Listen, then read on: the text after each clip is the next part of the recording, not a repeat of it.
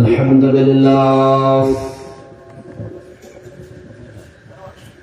لله نحمده ونستعينه ونستغفره ونعوذ بالله من شرور أنفسنا ومن سيئات أعمالنا من يهد الله فلا مضل له ومن يضلل فلن تجد له وليا مرشدا وأشهد أن لا إله إلا الله وأن محمدا عبده ورسوله أما بعد فقد قال الله تعالى في كلامه المجيد أعوذ بالله من الشيطان الرجيم بسم الله الرحمن الرحيم يا أيها الناس اتقوا ربكم إن زلزلة الساعة شيء عظيم يوم ترونها تذهل كل مرضعة عما أرضعت وتضع كل ذات حمل حملها وترى الناس سكارى وما هم بسكارى ولكن عذاب الله شديد قال النبي صلى الله عليه وسلم لا تقوم الساعة ولا أحد يقول الله الله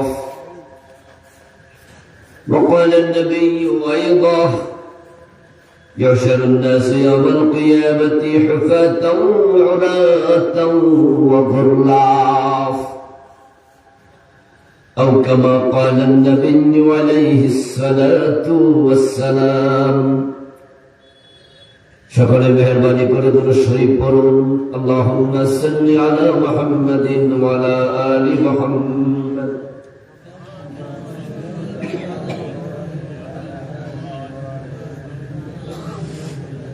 اللهم بارك على محمد وعلى آل محمد كما باركت على إبراهيم وعلى آل إبراهيم إنك حميد مجيد কামরা কেন্দ্রীয় জামে মসজিদ কমিটি ও এলাকাবাসীর উদ্যোগে আয়োজিত 2 দিন ব্যাপী তাফসীরুল কোরআন মাহফিলের আজকে সমাপনী দিবসে সম্মানিত সভাপতি বিশিষ্ট আলেমদ্বীন মুহতারাম মাওলানা লোকমান হাকিম সরকার সাহেব, সম্মানিত প্রধান অতিথি, আপনাদের এলাকা জামাই আত্মীয়, বিশিষ্ট শিক্ষাবিদ, বিশিষ্ট আইনজীবী, ভাওয়াল ল কলেজের সম্মানিত প্রিন্সিপাল অ্যাডভোকেট মুহতারাম সাজিদুজ্জামান ভূঁইয়া শিমুল সাহেব, সম্মানিত উদ্বোধক, সম্মানিত পৃষ্ঠপোষকবৃন্দ, আজকের মাহফিলে আমার আগে অত্যন্ত চমৎকার ভাবে আলোচনা করেছিলেন মুহতারাম মাওলানা মোহাম্মদ জাকারিয়া হাফিজাহুল্লাহ, হাফিজ মাওলানা মাহাদি হাসান আসিফ সাহেব সহ অন্যান্য সম্মানিত বিশেষ অতিথিবৃন্দ, উপস্থিত ইসলাম প্রিয় তৌহিদি জনতা, পর্দার অন্তরালের সতী সাধবী, সম্মানিতা মা ও বোনেরা, আমার প্রিয় দিনী ভাইয়েরা, কেমন আছেন আপনারা? মাশাআল্লাহ, ভালো আছেন শুনে ভালো লাগলো। আল্লাহ আমাদের ভালো রাখুন, সুস্থ রাখুন, যতদিন বাঁচিয়ে রাখবেন সকলকে ঈমানের সাথে, সুস্থতার সাথে বাঁচিয়ে রাখুন, বলুন আমিন। আল্লাহ তাআলার লাখো কোটি শুকরিয়া জ্ঞাপন করছি যে মহান মনিব অত্যন্ত মেহেরবানি করে এই কনকনে শীতের মাঝে, কুয়াশাস্নাত রাতে, কোরআনের আহ্বানে, কোরআনের এই মাঠে আমাদেরকে সমবেত হওয়ার তৌফিক দিলেন, যিনি আমাদেরকে সুস্থ রাখলেন। আমরা শুরুতে তাকে কৃতজ্ঞতা জানাই, শুকরিয়া জানাই। সবাই মিলে একবার জোরে জোরে কালিমাতুশ শুকর পড়ি, আলহামদুলিল্লাহ। আমার সাথে পড়ুন, রব্বানা লাকাল হামদ হামদান কাসীরা তাইয়্যিবা মুবারাকান ফী, সুবহানাল্লাহি ওয়া বিহামদিহি আদাদা খালকিহি ওয়া রিদা নাফসিহি ওয়া জিনাতা আরশিহি ওয়া মিদাদা কালিমাতিহি। সম্মানিত ভাইয়েরা, আমি আপনাদের সম্মুখে পবিত্র কোরআন মাজিদ থেকে সূরাতুল হজ এর প্রথম দুটি আয়াতে কারিমা তেলাওয়াত করেছি। নবীজি সাল্লাল্লাহু আলাইহি ওয়াসাল্লামের পবিত্র মুখর উদ্ধৃত ছোট ছোট দুইটি হাদিস পাঠ করেছি। আল্লাহ তাআলা তৌফিক দিলে এখান থেকে কিছু কথা বলবো ইনশাআল্লাহ।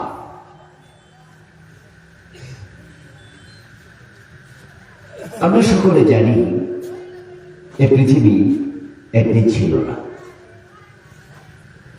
একটি দিন আসবে যখন এই পৃথিবীটা আর থাকবেও না। আমাদেরকে চলে যেতেই হবে, এটা একবারে সুনিশ্চিত। পৃথিবীতে কত বিষয়, কত মানুষের দ্বিমত আছে, কিন্তু এখানে থাকা যায় না, চলে যেতে হয়, এটা নিয়ে কোনো নাস্তিকও দ্বিমত করে না। আল্লাহর অস্তিত্ব নিয়ে পর্যন্ত দ্বিমত করে। আল্লাহ বলতে কেউ নাই, এমন কথা বলার লোক পৃথিবীতে নাই। ওদেরকে আমরা বলি অ্যাথিস্ট, তারা মুলহিদ, তারা নাস্তিক। কত মাসআলা নিয়ে, কত বিষয় নিয়ে মানুষ দ্বিমত করে। ইংরেজিতে একটি প্রবাদ আছে, মেনি মেন মেনি মাইন্ডস। মানুষ যখন বেড়ে যায় তখন মতামত বেড়ে যায়। এক মায়ের পেটে দুই সন্তান দুরকম আইডিওলজি লালন করে, দুরকম বিশ্বাস, দুরকম চিন্তা লালন করে। একই ঘরে দুই ভাই, এমন ঘরও। এই যে আমাদের সালিম ওসমান আর নাসিম ওসমান, আপন দুই ভাই ছিলেন এমপি। একজন জাতীয় পার্টির এমপি, আরেকজন আওয়ামী লীগের। সালিম ওসমান নাম শুনছেন না? তার আপন ভাই নাসিম ওসমান কিন্তু আওয়ামী লীগের এমপি নন, উনি জাতীয় পার্টির এমপি ছিলেন। দল একটা না দুইটা, আইডিওলজি এক না দুই। কারণ জাতীয় পার্টির আইডিওলজির সাথে আওয়ামী লীগের আইডিওলজি মিলে না। কারণ জাতীয় পার্টির যিনি লিডার, মূল নেতা, আমাদের এরশাদ সাহেব, উনি সংবিধানে রাষ্ট্রধর্ম ইসলাম ঢুকাইছে। আর শামীম ওসমানের পার্টি, তারা সংবিধান লেখছে। ঠিক আছে? শিক্ষিত মানুষের কথা বলেন না, সংবিধান কি জাতীয় পার্টি লিখছে? সংবিধান লেখা হয় 72-তে, যখন জাতীয় পার্টির জন্মই হয় নাই। তখন শেখ মুজিবুর রহমান সংবিধান লেখার জন্য 34 জনের কমিটি বানালেন। তাদের প্রধান রাখলেন ডক্টর কামাল হোসেন সাহেবকে। যাদের দল, যাদের নেতৃত্বে সংবিধান লেখা হয়, তারা রাষ্ট্রধর্ম ইসলাম দূরের কথা, সংবিধানে বিসমিল্লাহটাও লেখে নেই। এই বিসমিল্লাহটা লিখেছেন শহীদ প্রেসিডেন্ট জিয়াউর রহমান রাহমাহুল্লাহ। সংবিধানে আল্লাহর উপর আস্থা এবং বিশ্বাস, এই বাক্যটা পর্যন্ত যারা সংবিধান লিখছে ওই দলের লোকেরা লেখে নাই। এটা জিয়াউর রহমান সাহেব ঢুকাইছে, বরং কিছুদিন আগে হাইকোর্টের মাধ্যমে তারা আল্লাহর উপর আস্থা বিশ্বাস সংবিধান থেকে আবার বাদ দিছে, যার কারণে হেফাজতে ইসলামের জন্ম হয়েছে। এবং হেফাজতে ইসলামের 13 দফার মাঝে প্রথম দফা দাবিটাই ছিল আল্লাহর উপরে আস্থা বিশ্বাস সংবিধানে আবার পুনঃস্থাপন করতে হবে। তাহলে নাসিম উসমানের দল বিসমিল্লাহ বিশ্বাসী, রাষ্ট্রধর্ম ইসলামী বিশ্বাসী, আল্লাহর উপর আস্থা বিশ্বাসে বিশ্বাসী, কিন্তু শামীম উসমানের দল বিসমিল্লাহও লেখে নাই, রাষ্ট্রধর্ম ইসলামও লেখে নাই, আল্লাহর উপর আস্থা বিশ্বাসও লেখে নাই। বরং তাদেরকে মাঝে মাঝে বলতে শোনা যায় আমরা আবার 72-এর সংবিধানে ফিরে যেতে চাই। আপনারা শোনেন নাই কথাগুলো, যে আমরা আবার 72 সংবিধানে আমরা ব্যাক করতে চাই। এর মানে এখন যে বিসমিল্লাহ আছে এটাও তাদের পছন্দ নয়। একই মায়ের পেটে 2 ছেলে 2 আদর্শ লালন করে, 2 চিন্তা লালন করে, কিন্তু দুনিয়ায় থাকা যাবে না, চলে যেতে হবে, এটা নিয়ে কোন নাস্তিক দ্বিমত করে না। চলে যেতে হবে।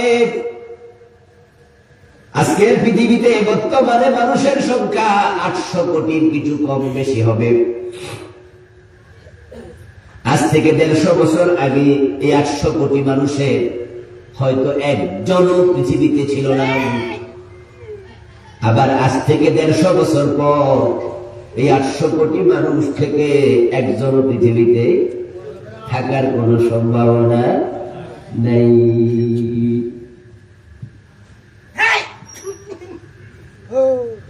বসেন বসেন বসেন বসেন।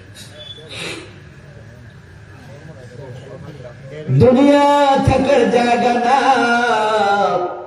এ দুনিয়ার কোন মানুষ থাকতে চাইলেও তাকে থাকতে দেয়া হবে না। এই যে আমার সামনে আপনারা যারা আছেন, যদি বলা হয় আপনারা 200 বছর হায়াত দেয়া হবে, যদি আপনি বুঝের মানুষ হন আপনি বলবেন যে জি না, এত বছর হায়াত আমার লাগবে না। এর কারণ হলো বেঁচে থাকার শখ আমাদের আছে, কিন্তু 90-100 বছর পরে অনেকে বিছনায় পড়ে যায়, নিজের প্রস্রাব নিজে করার জন্য টয়লেটে যাইতে পারে না, পায়খানাটাও বিছনায় করে এমন মুরব্বিও। আমরা যারা আজকের এখানে আছি, আমরা আজরাইলে টাটা দিয়ে আজরাইল আসিস না, আর যারা 2 মাস 3 মাস লাগাতার পায়খানা বিছনায় করে তারা আজরাইলে খুঁজে বেড়ায়। পারলে কিছু গোষ্ঠর দিয়া কোথায় আমার এমনি বিছানায় পিঠের চামড়া পর্যন্ত লেগে যায়, অসুস্থ আছে না, ক্ষত হয়ে যায় পিঠ, পুজ পরে পুজ। ওই দুর্গন্ধের কারণে আপনজন পর্যন্ত বিছনার কাছে আসে না। তখন মানুষ গ্রামে গঞ্জে কয় যে এটা খতম নাকি আছে, এটা করলে মানুষ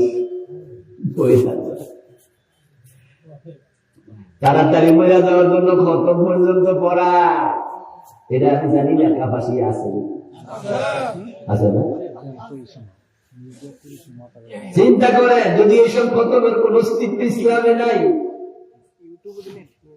কোন না কোন হুজুর এটা বানাইছে যে এই খতম করলে বাঁচলে বাঁচবো, না বাঁচলে। আরে আপনজনরা এটা শখে খতম করায় না, কারণ তারাও জানে তাদের চোখের সামনে তার মা কত কষ্ট করে, বাবা কত কষ্ট করে। ছোট মানুষের প্রস্রাব পরিষ্কার করা সহজ, গন্ধ কম, কিন্তু বুড়া মানুষের প্রস্রাবের মাঝে গন্ধ অনেক বেশি। তাই কাঁটার মাঝে প্রস্রাব করে দিলে কাঁটাটা নষ্ট হয়ে যায়। ছোট মানুষের প্রস্রাব হয় 150 টাকা 200 টাকা, আর বড় মানুষের প্রস্রাব হয়ে যায় আধা কেজির চেয়েও বেশি।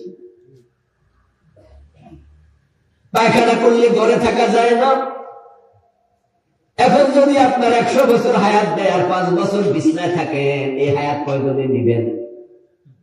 মনে সবাই নিবেন মনে হইতেছে।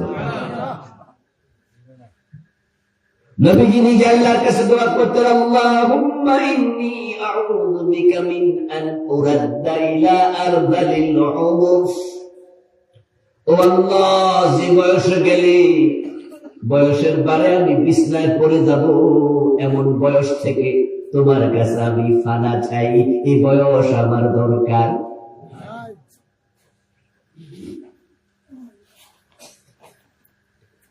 তখন দুনিয়ার 800 কোটি মানুষ 150 বছর পর একজনও থাকবে না, আমরা তাই। এই যে দুনিয়ায় থাকা যায় না, এটা থাকার জায়গা না। এবার বলুন তো, যাওয়া লাগবে, যাওয়ার একটা জায়গা আছে না নাই?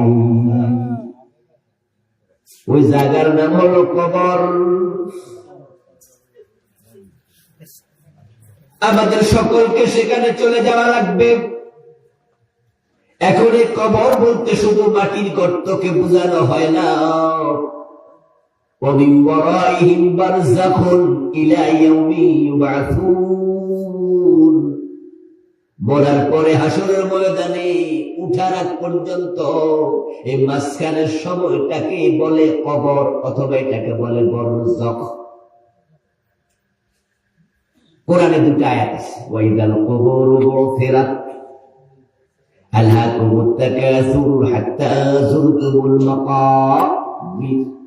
এই মাকাবির, মাকবারা শব্দের বহুবচন, মাকবারা মানে কবর।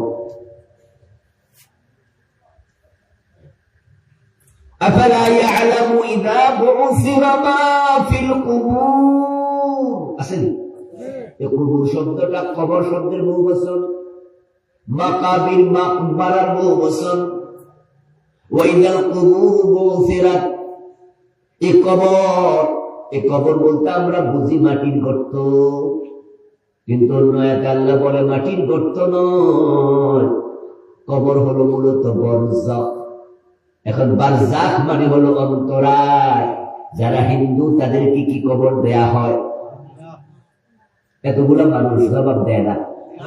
সব কথাকে আমার দিয়া কয় না, বলবো না, একটু আমার জিরাইতে দিবেন না। নিজেরা হইয়ে হইয়ে কইলে তো ওই 30 সেকেন্ড আমি জিরাইতে। হিন্দুদেরকে কবর দেয়, তাহলে হাসরের ময়দানে তারা উঠবে কোত্থেকে? ওয়াইদাল কুবুরু বুথিরাত, কবর যখন খুলে দেয়া হবে, সুম্মা নুফিখা ফীহি উখরা ফাইযা হুম কিয়ামুন ইয়ানজুরুন। আল্লাহ তাআলা কোরআন মাজিদে বলেন, যখন ইসরাফিল আলাইহিস সালাম তৃতীয়বার সিংহায় ফু দেবে, তখন মানুষ কবর থেকে উঠে দাঁড়াইয়া যাবে। তো হিন্দুদের তো কবরে দেয়া হলো না, উঠবো কোত্থেকে? এবার বলুন তো, কিছু মানুষকে বাঘে খেয়ে ফেলে এমন ঘটনা কি পৃথিবীতে নাই? সেই কবরটা কই? ও দোস্ত আমার, মরার পরে পানির মাঝে বাসায় দেয়, কবরের জায়গা নাই। বন্যায় ডুবে গেছে, পানিতে বাসায়, এমন ঘটনা বাংলাদেশে বন্যাকালে, বর্ষাকালে। সমুদ্রে নৌকা ডুবেছে, তারপরে সেখানে লাশ খুঁজে পায় নাই, এমন ঘটনা নাই? কবর কই? আসলে মানুষের লাশ মরার পরে কি মাটির গর্তে থাকলো, নাকি বাঘের পেটে থাকলো, নাকি হাঙ্গর তিনি তাকে গিলে ফেললো, নাকি জ্বালিয়ে দেওয়া হলো, সেটা ইম্পর্টেন্ট বিষয় নয়। মূলত মরার পরে লাশের আর কোনো হিসাব নাই, লাশের কোনো দরকারও নাই। বরং আপনার যে রূহ, জবাবদিহিতা রূহকে করতে হয়। এবং আযাব লাশের নয়, দেহের নয়, আযাব হবে তার রূহের। এই ফেরাউন আছে কই? ফেরাউনের কবর কই? ফেরাউন লাশ ৩১০০ বছর লোহিত সাগরে ভাসমান ছিল। তারপরে সেটাকে উদ্ধার করে রাখা হয়েছিল মিশরের পিরামিডে। তারপর পিরামিড থেকে বের করে এখন রাখা হয়েছে কায়রোর জাদুঘরে। আমি দেখেছি ৫-৭ বছর আগে গিয়েছিলাম মিশরে। ফেরাউনের লাশ আমি একটা বাক্সের ভিতরে শটান শুয়ে থাকতে দেখেছি। এখন তার লাশের উপরে আজাব হলে তো আমরা যারা দেখতে গেছি আমরা দেখতাম যে ধাউ ধাউ করে আগুন জ্বলতেছে, কিন্তু আমরা তো দেখছি লাশ।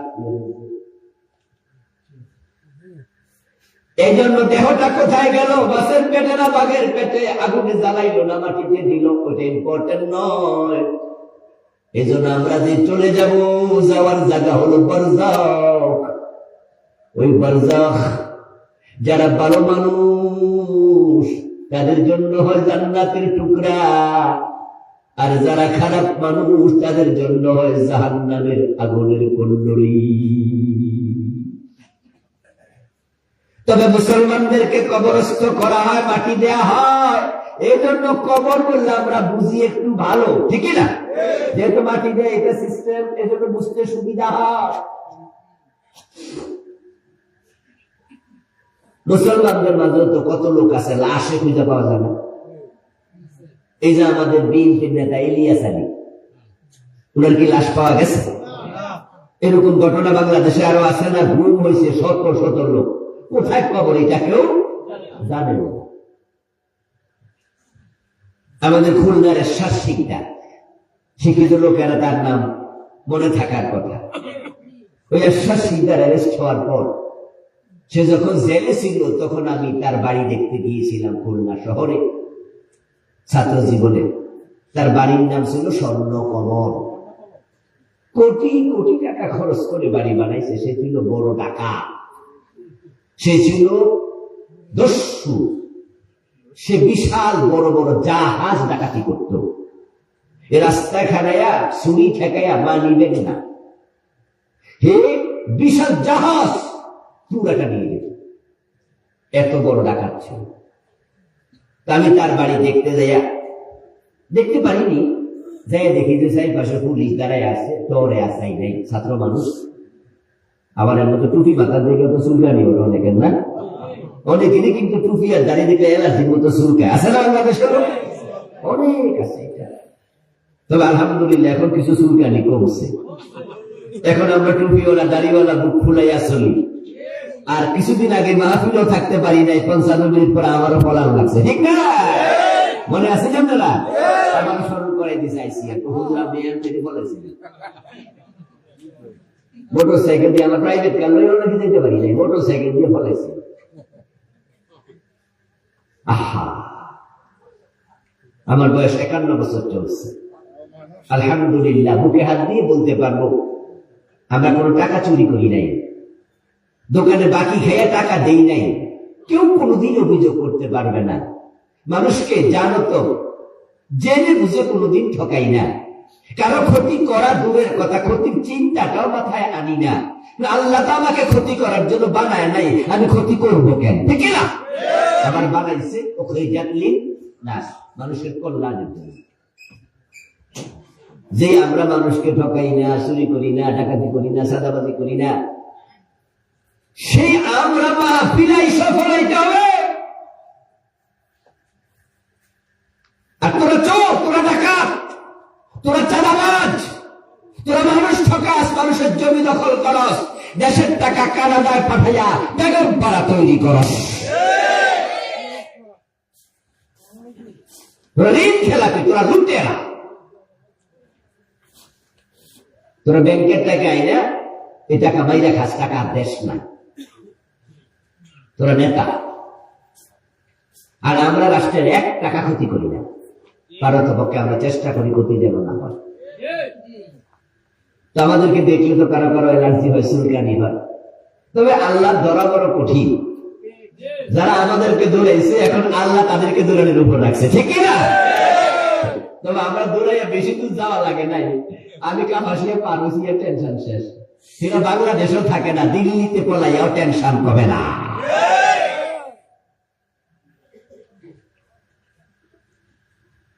নিশ্চয়ই আল্লাহর ধরা অত্যন্ত কঠিন। ইন্না বাতশা রাব্বিকা লাশাদীদ, তোমার রবের ধরা অত্যন্ত শক্ত।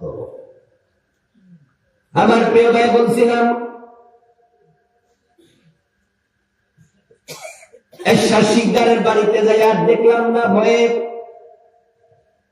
তারপরে নাস্তা করার জন্য একটা দোকানে বসলাম। এরশাদ শিকদার কেমন মানুষ জানতে চাইলাম। তখন দোকানে একজন বলল, হুজুর বড় বড় লঞ্চ জাহাজ ডাকাতি করে নিয়ে আসে মেঘনা থেকে, বঙ্গোপসাগরের মোহনা থেকে। তারপরে এমন মানুষও আছে যাদেরকে হত্যা করার পর ছুরি দিয়া পেট কাইটা ভুঁড়ি বের কইরা তারপরে সিমেন্টের বস্তার সাথে রশি দিয়া বেঁধে তারপরে মেঘনা নদীর তলায় ছেড়ে দেয়। সিমেন্টের সাথে যখন পানি লাগে ওজন কমে না বাড়ে, এবং পানি যখন সিমেন্টে মিশে যায় তখন এটা শক্ত হয়ে যায় অল্প সময়ের ব্যবধানে। ওই সিমেন্টের বস্তাটার সাথে যখন পেটকাইটা নাবি নাড়ি বুড়ি বের করে লোকটার মাথায় রশি বেঁধে ছেড়ে দেয়, তলায় চলে যায়, ওই লাশের আপনজন কোনদিন লাশ খুঁজে পায় না। ওই লোকের কবর কোথায়? কবর মানে হচ্ছে ভালো মানুষের জন্য ইল্লিন, খারাপ মানুষের জন্য সিজ্জিন। ইল্লিন হলো সপ্ত আকাশের উপরে, সিজ্জিন হলো সাত জমিনের নিচে। যারা ভালো মানুষ ইমানদার তাদের মৃত্যুর সময় ফেরেশতা আসে, তাকে সালাম দেয়, তারপর তার উটা বের করে জান্নাতি রেশমি কাপড়ে ঢুকাইয়া তারপরে ফেরেশতারা লাইন ধরে আসমান পর্যন্ত দাঁড়ায়। একজন হাত থেকে আর একজন হাতে উটা দেয়, উটা যেতে যেতে প্রথম আসমান পর্যন্ত চলে যায়। যাওয়ার পরে ফেরেশতারা বলে, আসমানের দরজা খোলো, আল্লাহর অমুক বান্দার রূহ আসছে, এটা ইল্লিনে পাঠাতে হবে। সুবহানাল্লাহ। ফেরেশতা আসমানের দরজা খুলে দেয়, আপনার রূহটা নিয়ে দ্বিতীয় আকাশ তৃতীয় আকাশ পার হইয়া সপ্তম আকাশের উপরে জান্নাতের একটা অংশ ইল্লিন, ওই ইল্লিন এরিয়া রূহটা রেখে দেয়। ওখানে যাওয়ার পর রূহ প্রশান্ত, কারণ সেটা জান্নাতের টুকরা। ওই রুমটা সেখানে আবার নিশ্চিন্তে থাকে, কিয়ামত পর্যন্ত এভাবেই থাকবে। কবরে বিছনা বিছায়া দাও, কবরে জান্নাতের পোশাক পরায়া দাও, কবরের সাথে জান্নাতের দরজা খুলে দাও, এর মানে তাকে ইল্লিনে রেখে দাও। আর যারা সুদ খায়, ঘুষ খায়, বলে আল্লাহর কোরআনের আইনের পক্ষে কথা বলার কারণে রাজাকার বইরা জেলে দেয়, তারপর মাঝে মাঝে ফাঁসি তো ঝুলাইয়া দিছে। যে মানুষগুলো ভালো নয়, ওই মানুষগুলোর ফেরেশতা জান কবজ করতে এসে তার চেহারার মাঝে পিঠের মাঝে জাহান্নামের শামুক দিয়ে পিটাতে পিটাতে রুহটা বের করে। ولو ترى إذ يتوفى الذين كفروا الملائكة يضربون وجوههم وأدبارهم وذوقوا عذاب الحريق। আল্লাহ কোরআনে বলে, চেহারার মাঝে পিঠের মাঝে ফেরেশতা জাহান্নামের চাবুক দিয়া পিটায়, রুহটা বের হতে চায় না, তারপরে টেনে এসে জোর করে রুহটা দেহ থেকে বের করে। তারপর জাহান্নামের একটা ছটাইয়ের ভিতরে বস্তা, রাসূলুল্লাহ বলছেন এমন বস্তা যে বস্তা পাট থেকে তৈরি, এর মাঝে কাঁটা যদি ঢুকায়া দেয়, ওই পচা সুতার তৈরি, পাটের তৈরি, কাঁটা ঢুকানো বস্তা, এরকম বস্তার ভিতরে তার রুহটা ঢুকাইয়া দুর্গন্ধ, তাই এটা ফুটবলের মতো লাগতাইতে লাগতাইতে এটা জমিনের নিচের দিকে ফালাইয়া দেয়। জমিনের একবারে নিচে, জমিনের নিচে একটা জায়গা আল্লাহ বানাইছে, এটার নাম সিজ্জিন। সিজনুন মানে জেলখানা। ওটা জাহান্নামের অংশ, আগুন জ্বলছে, রুটাকে আগুনের মাঝে ফালাইয়া দেয়। এই জন্য কোরআনে আল্লাহ বলছেন ফারিকুন ফিল জান্নাতি ওয়া ফারিকুন ফিস সাঈর। দুনিয়ার মানুষগুলো দুই দলে বিভক্ত হয়ে গেছে, একদল জান্নাতের দিকে যায় আর একদল জান্নাতের দিকে যাইতে রাজি না। যারা জান্নাতে যাইতে রাজি না তাদেরকেও যাওয়ার জন্য আর একটা জায়গা আছে, এটার নাম জাহান্নাম। যাইতে না চাইলেও জোর করে জাহান্নামে ফেলে দেয়া। আমার সামনে আজকে যারা আছেন, রাস্তা দুইটা, একটা ইল্লিন আর একটা সিজ্জিন, একটা জান্নাত আর একটা জাহান্নাম। এখন আপনি কোনটায় যেতে চান, এই ইখতিয়ার চুজ করার অধিকার আল্লাহ আপনাকে আমাকে দিয়ে দুনিয়ায় পাঠাচ্ছে।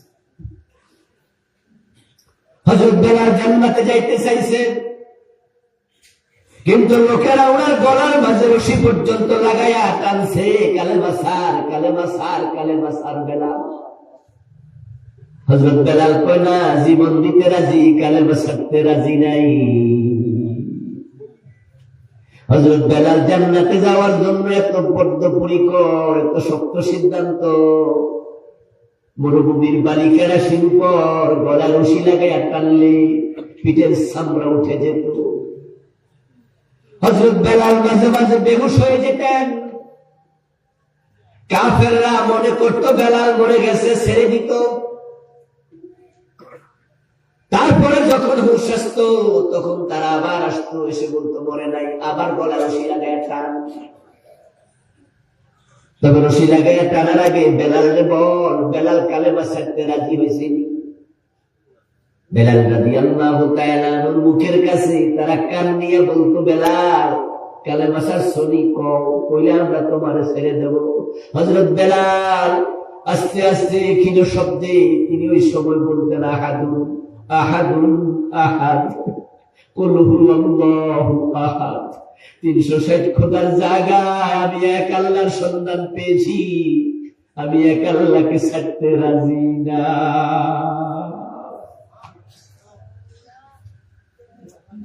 হযরত বেলাল যখন আল্লাহর জান্নাত পাওয়ার জন্য এতটা সিরিয়াস, এবার আল্লাহ তাআলা বেলালকে দুনিয়ায় থাকতে জান্নাত দিয়ে দিছে।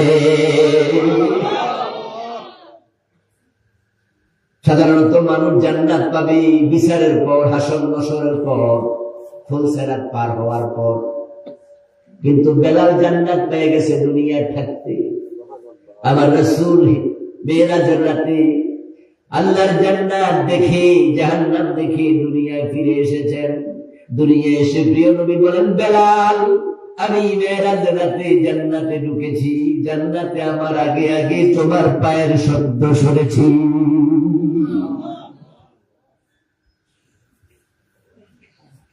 আর নবীজি সাল্লাল্লাহু আলাইহি ওয়াসাল্লাম ওনার আপন চাচা আবু তালেবকে জান্নাত দিতে চাইছে, কিন্তু আবু তালেব জান্নাত দিতে রাজি হয়ে নাই। এজন্য আবু তালেব জাহান্নামী হয়ে গেছে। আল্লাহ ইখতিয়ার দিছে, আপনি কোনটায় যেতে চান, সিদ্ধান্ত আপনি নেন।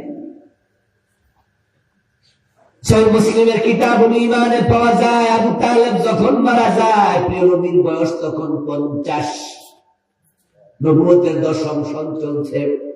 নবীজি 40 বছর বয়সে নবুয়ত পাইছে, এখন 10 বছর চলতেছে। 40 আর 10 কত বছর? 50। আবু তালেব মৃত্যু শয্যায়, রাসূলের অত্যন্ত প্রিয়জন। নবীজি জন্মের আগে বাবা হারান, 5 বছর বয়সে মা হারান, 8 বছর বয়সে দাদা হারান, ওই 8 বছর বয়সে চাচা আবু তালেবের কোলে আশ্রয় নেন। আজকে নবীজির বয়স চলছে 50, এর মানে 42টা বছর। এই চাচাই মা, এই চাচাই বাবা, এই চাচাই দাদা, এই চাচা রাসূলকে বাবার ভালোবাসা, মায়ের ভালোবাসা, দাদার ভালোবাসা সবটা একসাথে দিছে। ওই চাচা আবু তালেব আজকে মরে যাচ্ছেন। নবী আবু তালেবের মাথার পাশে বসলেন, বসে বলতেছে আম্মি কুল লা ইলাহা ইল্লাল্লাহ কালিমাতান আশহাদুকা বিহা ইনদাল্লাহ। ও আমার প্রিয় চাচা, একটাবার কালেমাটা পড়ে মরো। যে কালেমার জন্য বেলালের গলার রশি লাগায় টানছে, বেলাল কালেমা ছাড়ে না। আর চাচাকে সে কালেমা দিতে চায়, চাচা কালেমা টানে। আশহাদু লাকা বিহা ইনদাল্লাহ। চাচা, একটাবার কালেমা পড়ে মরে যাও, তুমি মুমিন ছিলা। আমি কিয়ামতের দিন আল্লাহর সামনে তোমার পক্ষে সাক্ষ্য দেব। আমি নবী হব তোমার ঈমানের সাক্ষী। একটাবার কালেমা পড়ো শুধু, আর কিছু লাগবে না। নবীজি যখন এই কথা বলছিলেন তখন আবু তালেব কিছুটা চুপ করে গেলেন।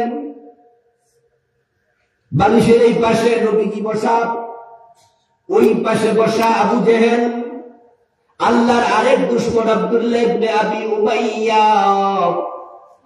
তো দুইজন দেখি আবু তালেব মনে কালেমাটা পড়ে ফেলতে পারে, তাহলে তো মুহাম্মদের পক্ষে আরো শক্তি বেড়ে গেল। তাই তারা দুইজন বলতেছে আবু তালেব, মরার আগে বাবার ধর্ম স্বীকার করে মরুবা বুঝি। তোমার বাবা আব্দুল মুত্তালিব, ওনার নেতৃত্বে কাবার ভিতরে বাহিরে মূর্তি ছিল 360। এর মানে তোমার বাবা হলো 360 খোদায় বিশ্বাসী। আর তোমার ভাতিজা বলতেছে আল্লাহ কয়জন? কথা বলে। তোমার ভাতিজা বলছে খোদা কয়জন? তোমার ভাতিজার সাথে তোমার বাবার ধর্মের কোন মিল? এখন তুমি তোমার ভাতিজার কথা শুই না, যদি তোমার বাবার ধর্ম স্বীকার করো, ব্যাপারটা কেমন হয়? যখন আবু জেহেল আর আব্দুল্লাহ ইবনে আবি উমাইয়া দুইজন মিলে আবু তালেবকে এই কথা বলল, আবু তালেব মাথাটা তুলে বলতেছে ওয়া কানা আখিরু কালামিহি আনা আলা মিল্লাতি আব্দুল মুত্তালিব। বাতিজা লাউলা তুআয়্যারানি কুরাইশুন লা আকরারতু বিহা আইনাক। তুমি যে বলতেছো একটাবার কালেমা পড়ে মরতে, তোমার কথা শুনে যদি কালেমাটা পড়ি, আবু জেহেলেরা, আবু লাহাবেরা, কুরাইশের লোকেরা আমার বদনাম করে বেড়াবে। তারা বলবে আবু তালেব বাবার ধর্ম স্বীকার করে বসছে, এই বদনাম আমি সহ্য করতে পারবো না। সুতরাং তোমার ধর্ম নিলাম না, আমি আমার বাবার ধর্মের উপরে আছি। নাউযুবিল্লাহ। এই কথা বলে আবু তালেব মরে গেল। নবীজি সাল্লাল্লাহু আলাইহি ওয়াসাল্লাম প্রিয় চাচার কুফরের উপরে মৃত্যু দেখে তিনি ছোট বাচ্চা মানুষের মতো কাঁদতে শুরু করলেন, ফুফায়া ফুফায়া। আল্লাহ তাআলা কোরআন মাজিদের আয়াত নাযিল করলেন, লাআল্লাকা বাকিউন নাফসাকা আল্লা ইয়াকুনু মুমিনিন ওয়া মা রাসূল। মানুষ ঈমান আনবে না, এজন্য আপনি কেঁদে কেঁদে নিজেকে কষ্ট দেওয়ার কোনো দরকার নাই। ইন্নাকা লা তাহদি মান আহবাবতা ওয়ালাকিন্নাল্লাহ ইয়াহদি মান ইয়াশা। আপনি যাকে চান হেদায়েত দিতে পারবেন না, হেদায়েতের মালিক কে? এই বেটা হেদায়েত নিতে চায় না, চেষ্টা তো করছেন, বেটা নিতে চায় না, সে জান্নাতে যেতে চায় না। আমি আল্লাহর অভ্যাস হলো যে হেদায়েত নিতে চায় না, আমি আল্লাহ তাকে জোর করে হেদায়েত দেই না। বরং আমি আল্লাহর অভ্যাস কি, والذين جاهدوا فينا لنهدينهم سبلنا।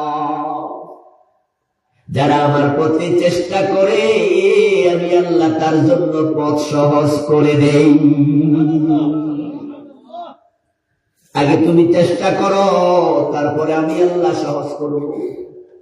তুমি জান্নাতে যেতে চাইবে না, আমি আল্লাহ কাউকে জোর করে জান্নাত দেই না, কারণ তোমার জোর করে জান্নাত দেওয়ার কোনো ঠেকা আল্লাহ।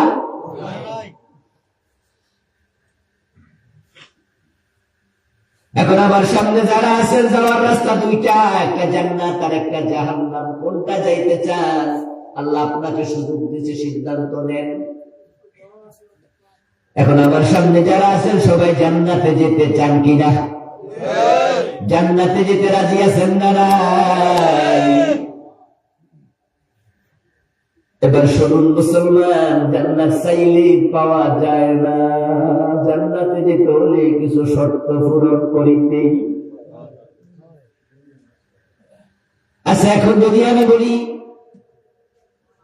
আমার সাথে আগামী রমজানে উমরায় যাবেন, এমন দুইজন লোক আমি নিতে চাই, কে কে যাবেন? দুইজন দাঁড়ায় গেলেন, হুজুর আপনার সাথে আমরা উমরায় যাব, আপনি খরচ পাতি দিবেন।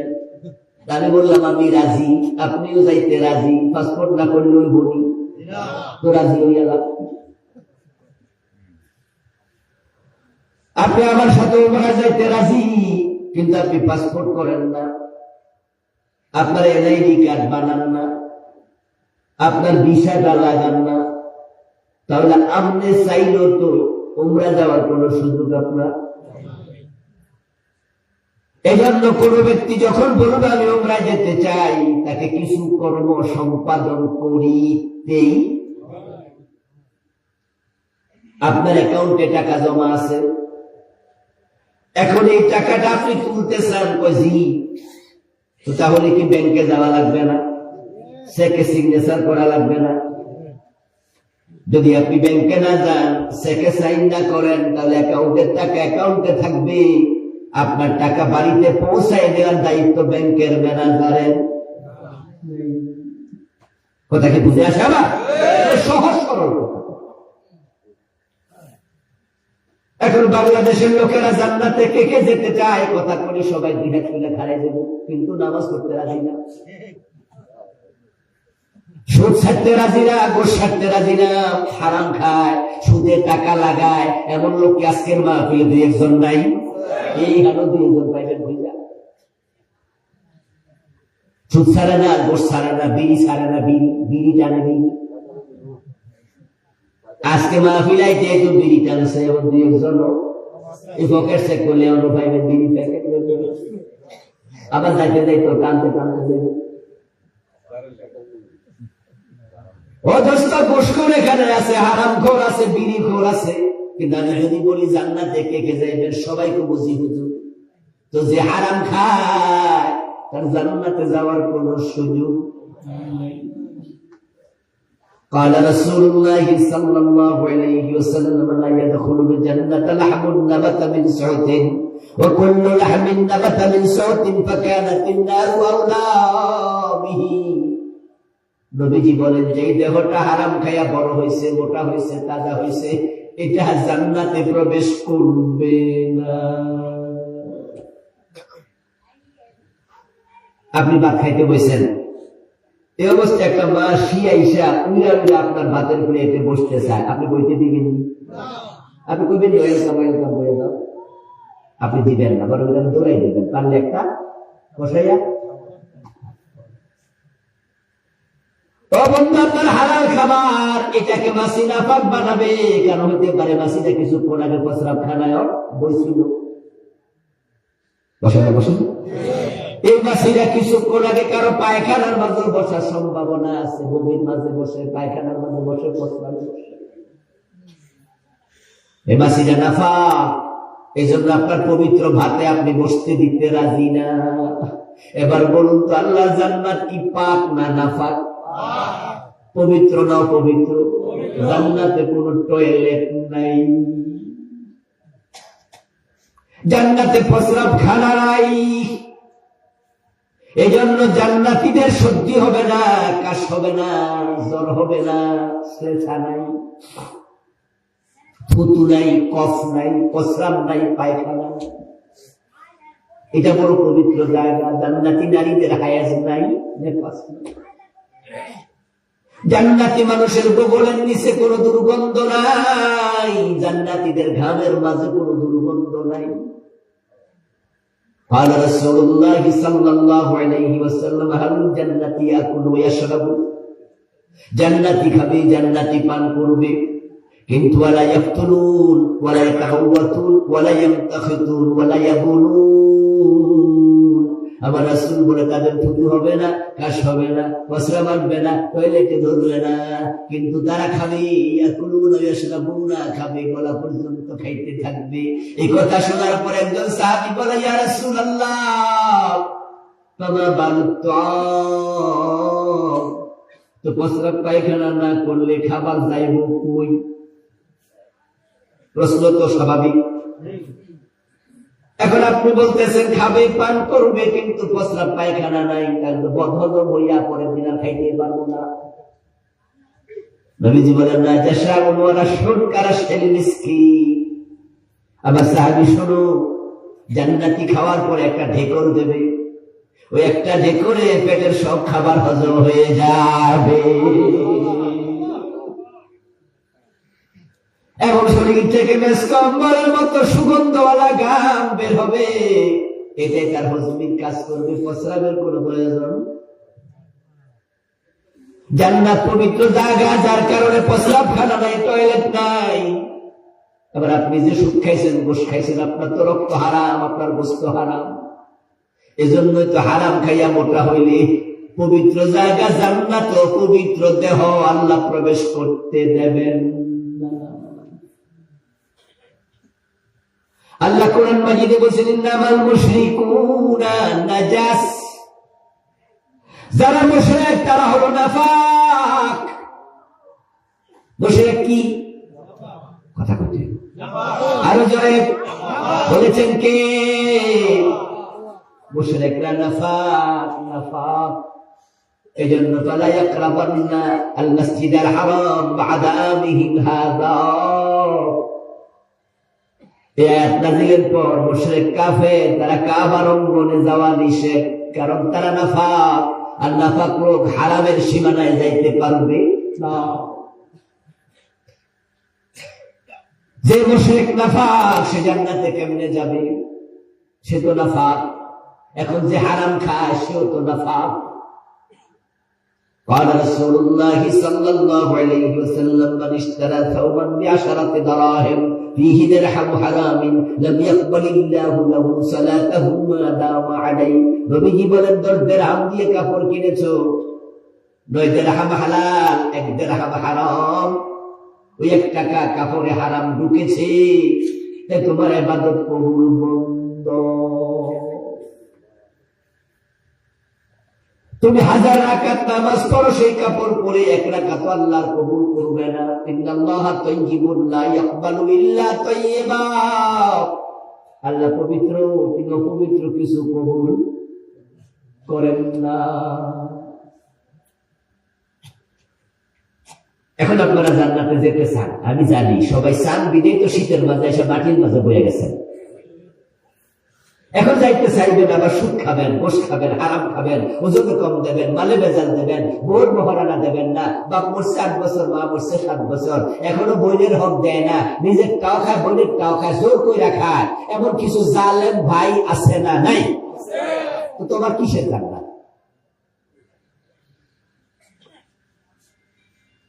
চাইলে পাওয়া যাবে না, চাইলে পাওয়া যাবে না। বন্ধু সাবধান, সাবধান। জান্নাতের জন্য নবীর সাহাবারা হিজরত পর্যন্ত করছে। মক্কায় যে সাহাবারা ছিলেন সবাই কি গরিব ছিলেন নাকি? কথা বলেন না ভাইরা? 2-4 জন ধনী ছিল না, তাদের কারো কারো ঘর বাড়ি ছিল না, ছেলে মেয়ে বৌজি ছিল না, কিন্তু হিজরত করার সময় ঘর কান্দে করে নিচ্ছে, জায়গা জমি নিতে পারছে। বুঝো মুসলমান, বুঝো, আল্লাহর জান্নাতের জন্য ঘর ছাইরা গেছে না, বাড়ি ছাইরা, জায়গা জমিন ছাইরা।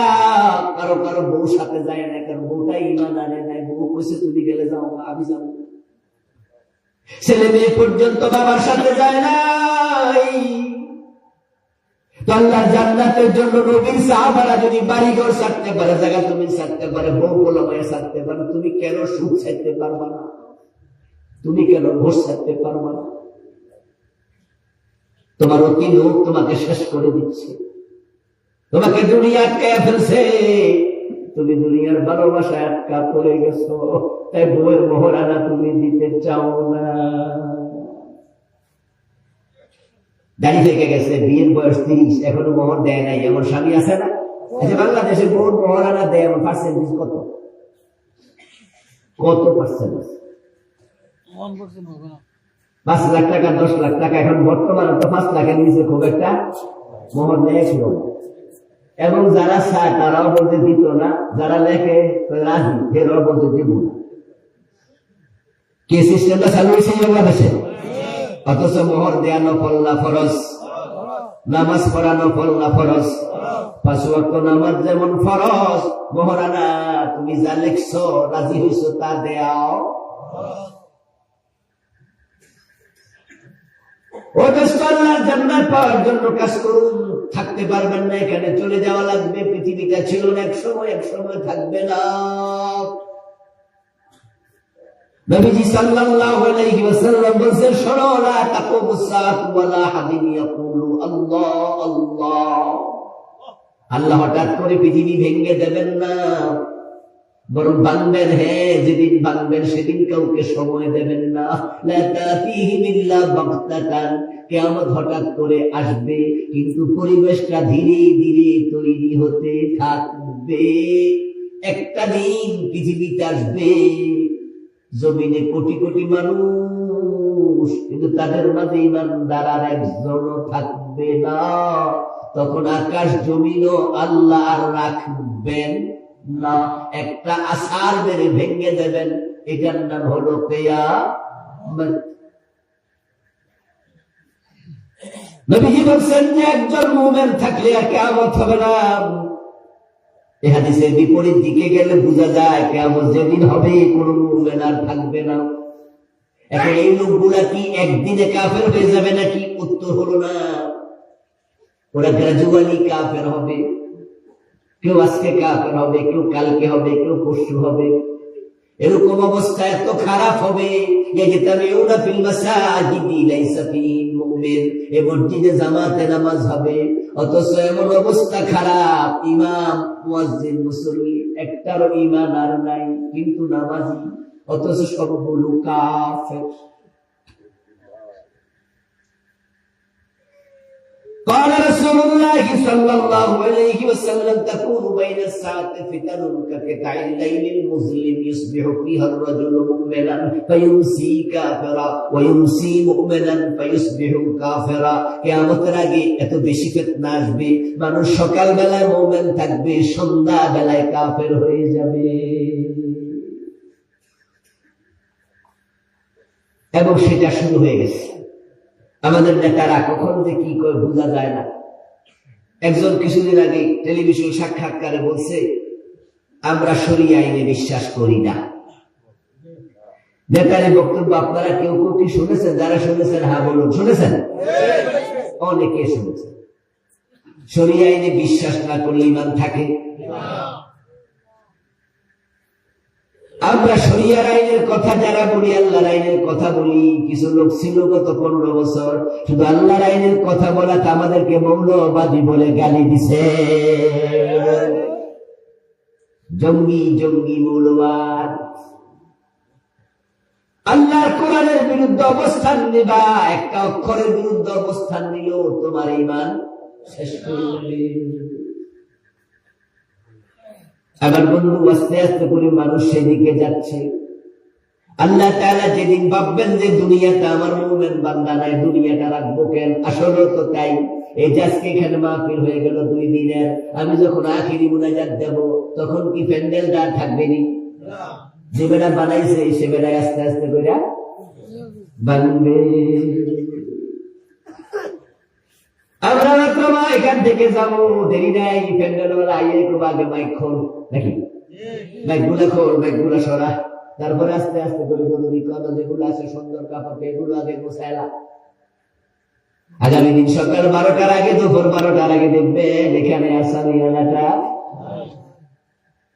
বানাইছিল যে ভাঙবে সে, বানাইছে যে উদ্দেশ্যে, উদ্দেশ্য পূরণ হওয়ার পর এখন এটা থাকার কোন দরকার আর। খালাকা লাকুম মা ফিল আরদি জামিআ। একার জমিন কেন বানাইছে আবার কোরআন থেকে শুনুন। আল্লাহ তাআলা বলে, আমার বান্দারা, একার জমিনে যা আছে সব আমি তোমাদের জন্য বানাইছি। এই সূর্য আমাদের জন্য আলো দেয়, এই সাগর আমাদের জন্য পানি বুকে ধারণ করে মাছ দেয়, মাছ লবণ দেয়। আরে যদি সাগর লবণ উৎপাদন করা বন্ধ করে দেয়, আমাদের সকল খাবার নষ্ট হয়ে যাবে। 1 কেজি হরিণের গোস্তের দাম যদি 10,000 টাকা হয়, এরপরও বিক্রি হবে, কিনবো। আমরা এখানে অনেকে আছি 20,000 টাকা হইল কিনতাম, যে কমপক্ষে একটু হরিণের গোস্ত কেমন স্বাদ, আমার মার এক টুকরা খাওয়াই, আমার বউ বাচ্চারে খাওয়াই, কিন্তু হরিণের মাংস লবণ না দিলে খাওয়া যাবে অথচ লবণের দাম কম হওয়ার পিছনে কারণ হলো লবণ মানুষে বানায় না, বানায় কে? এ সমুদ্রের পানি লবণাক্ত। উখিয়ে আপনার কক্সবাজার সীমান্তে গেলে দেখবেন যে ওখানে লবণ চাষিরা শুধুমাত্র জমিনের মাঝে কিছু সুন্দর করে বাঁধ দিয়া রাখা দেয়, আর কোনো কামই নাই, কোনো কাম নাই। ওই পানিটা যখন চলে যায়, জোয়ারে পানি আসে, বাটায় পানি চলে যায়, চারপাশে বাঁধ দেওয়ার কারণে কিছু পানি বাঁধের কারণে থেকে যায়, সেখান থেকে লবণ হয়ে যায়। তাদের 1 টাকাও খরচ নাই, সেখান থেকে সুন্দর করে তুলে তুলে তারপরে ট্রাকে তুলে যায়। ওই ট্রাক চলে আসে লবণের ফ্যাক্টরিতে, তারপরে মাটির কাদা গুঁড়া সারায়া সাদা লবণ হয়ে যায়। তাই 25 টাকা কেজি তোমরা খাইতে পারো। যদি ওই সাগরে লবণ বন্ধ হয়ে যেত, তোমাদের খাবার দাবারের স্বাদ এক নিমিষে।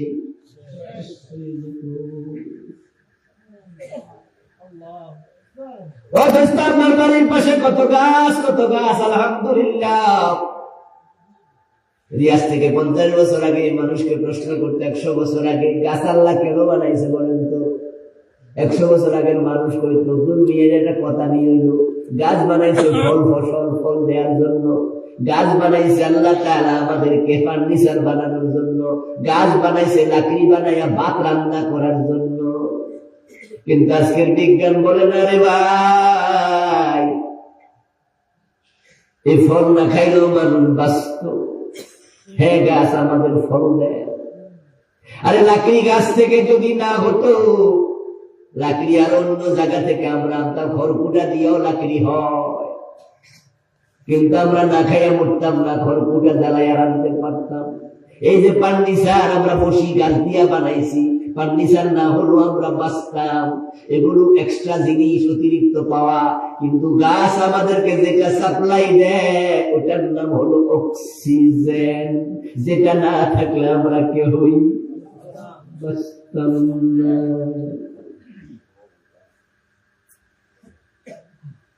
কিছুদিন আগে করোনা হয়েছিল না? করোনার সময় মানুষ বুঝছে অক্সিজেনের দাম কত। আজকের পৃথিবীতে প্রায় 800 কোটি মানুষ, ধরে নেন 5 মিনিট অক্সিজেন পৃথিবীতে নাই। এবার জবাব দেন তো, 800 কোটি মানুষের মাঝে 5 মিনিট পরে বাইসা আছে কয়জন? সবাই। এই গাছ নিত্য নৈমিত্তিক অক্সিজেন দেয়, সূর্য আল্লাহ আমাদের জন্য বানাইছে, চন্দ্র বানাইছে, গাছ বানাইছে, টোটাল মাখলুকাত খালাকা লাকুম মা ফিল আরদি জামিয়া, তোদের জন্য বানাইছি। এবার বলুন তো, আমাদেরকে বানানোর পিছনে আল্লাহর একটা উদ্দেশ্য আছে না নাই? খালাকাতুল জিন্না, আমার সাথে বলুন, ওয়ামা খালাকাতুল জিন্না ওয়াল ইনসা ইল্লা লিয়াবুদুন। সুবহানাল্লাহ পড়েন। তামাম মাখলুকাত বানাইছি তোমাদের জন্য, আর তোমাদেরকে বানাইছি শুধু আমি আল্লাহর ইবাদতের জন্য। এই যে আমার ঘড়িটা, এটা যে বানাইছে, কেন বানাইছে? সময় দেখতে। আমিও কিনছি কেন? সময় দেখতে। এটা সময় না দিলে ফালাই দেব। এই মোবাইল কেন কিনছি? যে বানাইছে সে বানাইছে তার বিহীন কথাবার্তা আদান প্রদানের জন্য। যদি এটা টিপ দিলে কথা না যায় তাহলে ফালাই দেব। আপনারে আমারে বানাইছে ইবাদতের জন্য, যখন ইবাদত বন্ধ আল্লাহ আপনারাও ফালাই দিবে।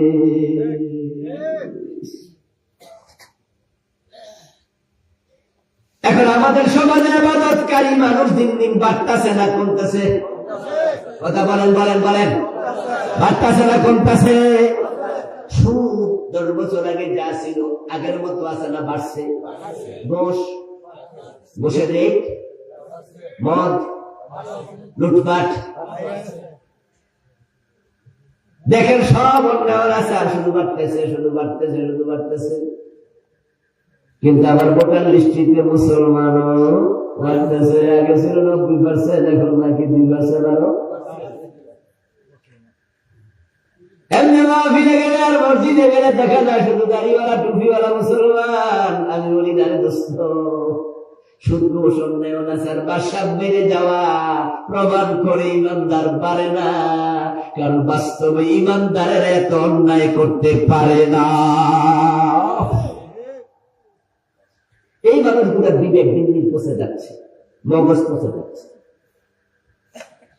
এই যে সামনে নির্বাচন আসতেছে, এই নির্বাচনের দিন রাতের বেলা 1000 টাকা ভোট বেচা লাগবে, এমন ভোটার আছে না?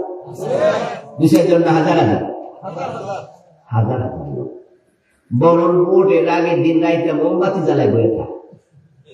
যদি বিদ্যুৎ চলে যায়, আমার বলতো দুজন গল্প করতে করতে ফান খায়, আজকে ঘুমাবো না, কারণ কোনো কাস্টমার এসে ভিড়া, এই জন্য দোকান খুলে বয়ে গেছে, ভোট বেচবো।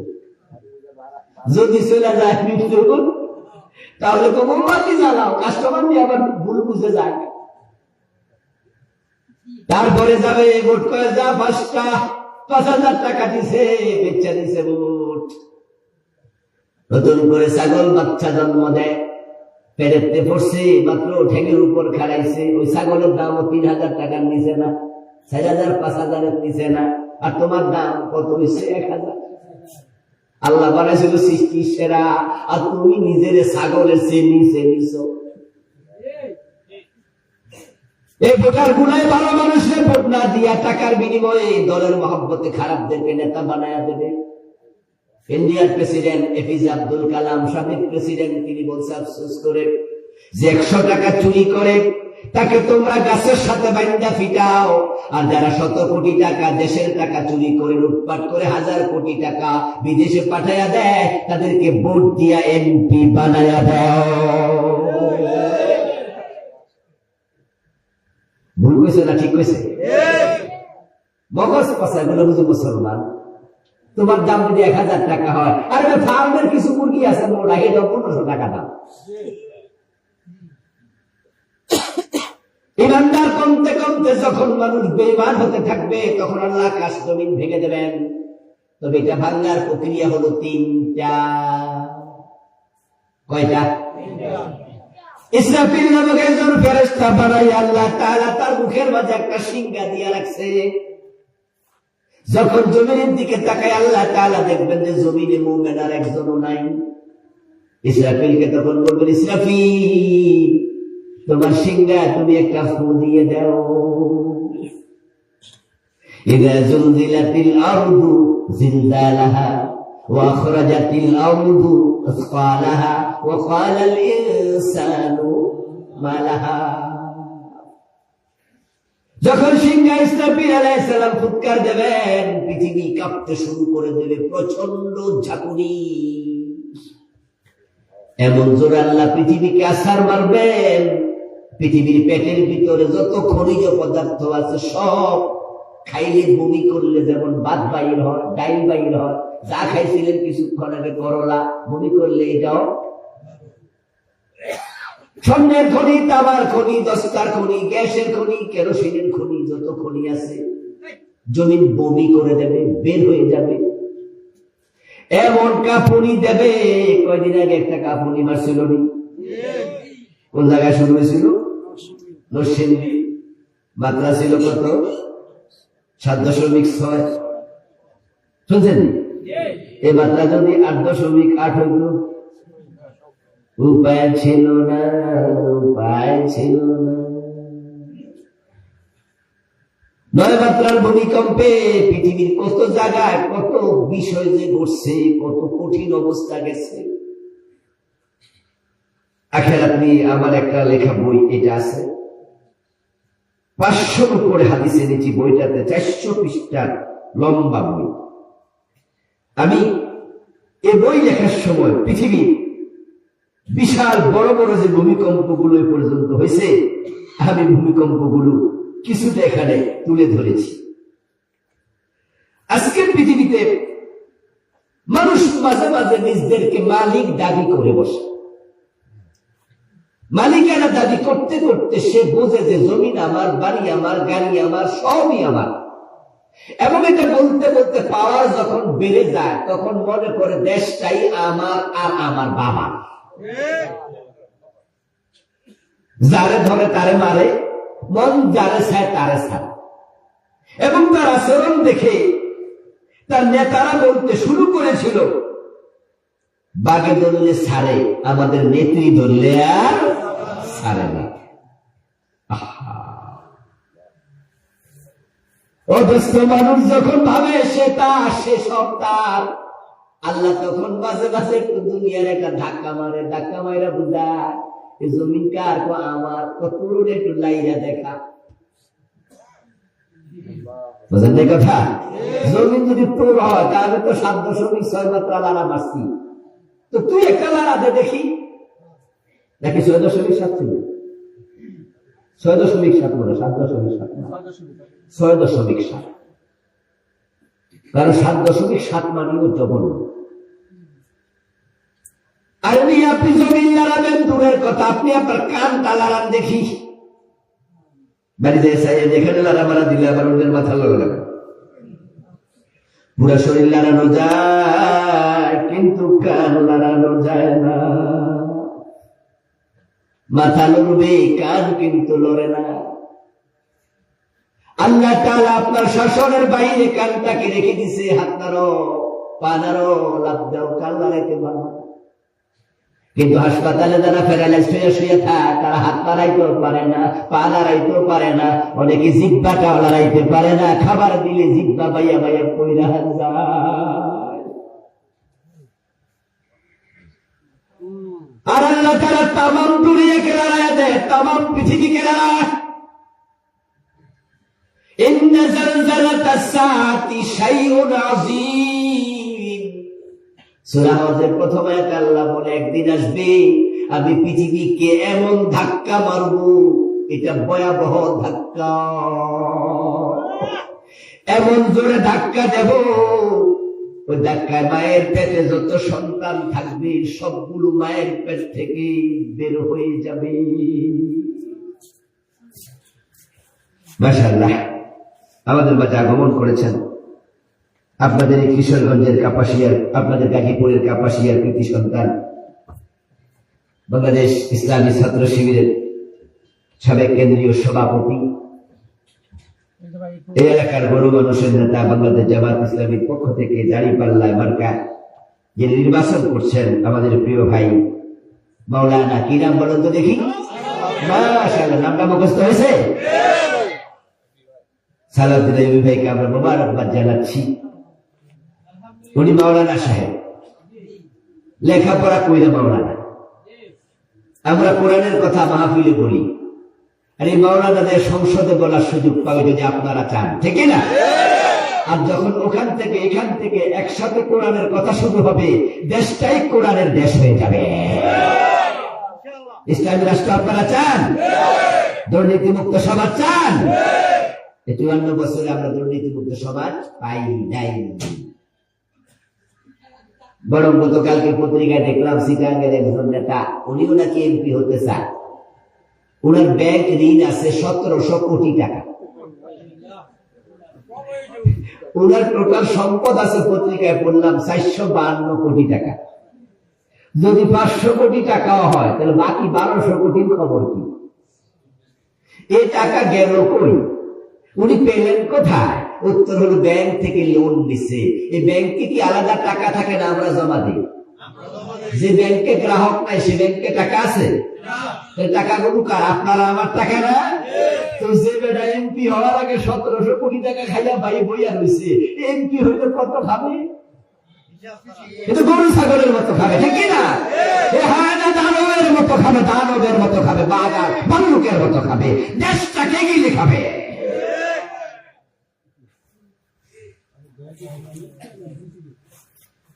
এই জন্য সাবধানে থাকিয়ে বুঝা শুনে ভোট দিয়ে। আমি শুরুতে বলেছি, এপিজে আব্দুল কালামের কথা বলেছি, 100 টাকা চুরি করলে বাইন্দা ফিরে, আর 17 কোটি টাকা চুরি করলে ভোট দিয়া নেতা বানাইয়া দেয়। বিবেক পচে গেলে হবে না, বিবেককে সতেজ রাখতে হবে। আচ্ছা, রাত 10:30 বেজে গেছে, আমরা বেশিক্ষণ আলোচনা করবো না। আমার আলোচনা একটু শেষ হলে ভাই একটু সালাম দিয়ে দোয়া নিয়ে যাবেন ইনশাআল্লাহ। ভাই আমাদের সাথে আছেন। আমার প্রিয় ভাইরা, বলছিলাম যে আল্লাহ পৃথিবীকে ভাঙবেন 3টি পর্যায়ে। ইসরাফিল আলাইহিস সালাম যখন সিংহায় ফু দেবেন, তখন তাযহারু কুল্লু মুরদিআতিন আম্মা আরদাত ওয়া তাদউ কুল্লু যাতি হামলিন হামলাহা। এত জোরে ধাক্কা আল্লাহ মারবেন পৃথিবীকে, তখন যত প্রাণীর পেটে বাচ্চা ছিল, গরুর বাচ্চা, বাঘের বাচ্চা, সিংহের বাচ্চা, বিড়ালের বাচ্চা, আমাদের মা বোনদের পেটের বাচ্চা, এত জোরে ধাক্কা মারবে, ওই ধাক্কায় কোনো পেটে বাচ্চা থাকবে না। সবগুলো বাচ্চা মায়ের পেট থেকে নিচে পড়ে যাবে, এবং দুনিয়ায় যত ছোট ছোট বাচ্চা থাকবে, কোরআনের আয়াতে আল্লাহ বলছে সবগুলোর মাথার চুল পেকে যাবে, সবাই বুড়া হয়ে যাবে এক ধাক্কা। জমিনের পেটে যত খনিজ পদার্থ সব বের হয়ে যাবে, মানুষ দেখবে স্বর্ণের খনি, কিন্তু সেদিন খনির দিকে কেউ আগায়া যাবে না, কারণ ভয়াবহ দৃশ্য দেখে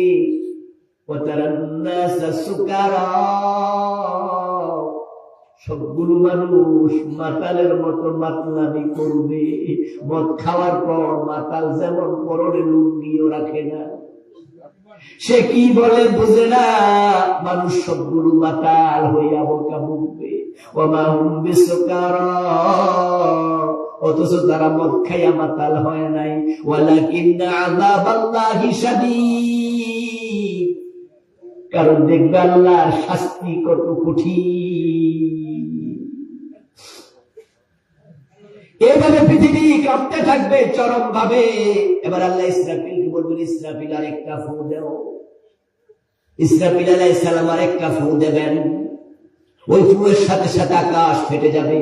ইদাস সামাউন ফাতারাত ওয়া ইদাল কাওয়াকিবু তাসারাত, এবং সূর্য, তারকা, নক্ষত্র, আকাশে যা আছে সব জমিনের দিকে পড়তে থাকবে, আছড়ে পড়বে। কাওয়াকিব, কাউকাবুর শব্দের বহু বচন। তারকাগুলো, আকাশে তারকার সংখ্যা কত আমরা জানি না, আজ পর্যন্ত বিজ্ঞানও খুঁজে পায় নাই। কোটি কোটি তারকা সবগুলো জমিনের উপর পড়বে, পৃথিবীর উপর আছড়ে পড়বে। তাম পৃথিবী অগ্নি গোলকে পরিণত হবে। শুধু সূর্য যদি পড়তো, পড়া লাগবে না, পড়ার জায়গা তো নাই, কারণ সূর্য পৃথিবীর তুলনায় 13 লক্ষ গুণ বড়। সূর্যের ভিতরে তাপ আছে 1,40,00,000 অথচ লোহা গলাতে তাপ লাগে মাত্র 1500 ডিগ্রি। এ ভাব, মাত্র 1500, 1550 ডিগ্রি তাপমাত্রা হলে লোহা গলে যায়। 200 ডিগ্রি, 2000 ডিগ্রি তাপমাত্রা দিয়ে লোহার বানানো যাবে না, পানি হয়ে গড়ায় পড়ে যাবে। মাত্র 1500 ডিগ্রিতে লোহা গলে মোমের মতো হয়, তারপরে এটা কাচের ভিতরে ঢুকে 300টা 500টা রডে পরিণত হয়।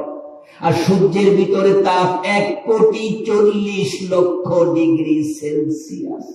ও সূর্য যখন পৃথিবীর উপর পড়বে, তখন তাম পৃথিবী শেষ। ونفخ في الصور فصعق من في السماوات ومن في الأرض إلا من شاء الله. سبحان الله. পড়েন ইসরাফিল আলাইহিস সালাম তৃতীয়বার আর একটা ফু দেবেন। ওই ফুয়ের পর মানুষ দাঁড়াবে, দ্বিতীয় ফুতে সব শেষ। কারণ আকাশ থেকে তারকারাজি পড়ছে, পৃথিবী আর নাই, জোরে পুরে ছাই, সব শেষ।